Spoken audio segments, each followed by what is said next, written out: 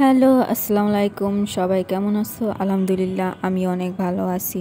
This is Moni. Welcome to my another blog. আজকে তোমাদের সাথে শেয়ার করব আমার ডেলি কাজকর্মগুলো। আজকের দিনে আমি রান্না করব যা যা তা তোমাদের সাথে শেয়ার করব। আজকে আমি বরবটি এবং ঢেঁড়স, অনেকে এটাকে ভেন্ডিও বলে, এটি আমি চিংড়ি মাছ দিয়ে রানবো এবং আপনাদের সাথে শেয়ার করব। প্রত্যেকটা মেয়ে সংসারে সারাদিন অনেক কাজকর্ম করে। তাছাড়া যাদের ছোট বাচ্চারা আছে তাদের সামলিয়ে কাজ করা খুবই কঠিন। যাদের ছোট ছোট বাচ্চা আছে একমাত্র তারাই জানে। তাদের সকালবেলা থেকে যত্ন নিতে নিতেই রান্না বাড়ার সময় এসে পড়ে। তারপর রাঁধতে রাঁধতে সবাইকে খাইয়ে দাইয়ে তারপর নিজেকে সময় দেওয়ার মতো অবশিষ্ট সময় থাকে না।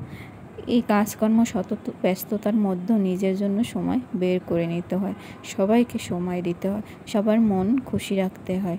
তবুও এত কাজকর্ম করার পরও প্রতিটা ঘরের মেয়েরা শান্তি পায় না।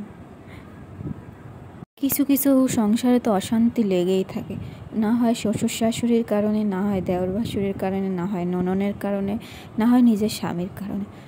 যাই হোক, সবার কষ্ট সওয়া গেল, যাতে নিজের স্বামী কষ্ট দেয় এটা সওয়া যায় না। কারণ একটা মেয়ে সব কিছু মেনে নিয়ে থাকতে পারে, কিন্তু তার স্বামী যখন কষ্ট দেয় সেটা সে কখনোই মেনে নিয়ে থাকতে পারে না।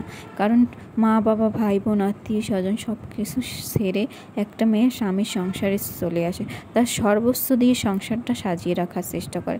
যখন তার স্বামী তার সাথে থাকে না, তাকে ভালোবাসে না, তাকে সময় দেয় না, এর থেকে দুঃখ আর একটা নারীর জীবনে আর কিছুই হতে পারে না।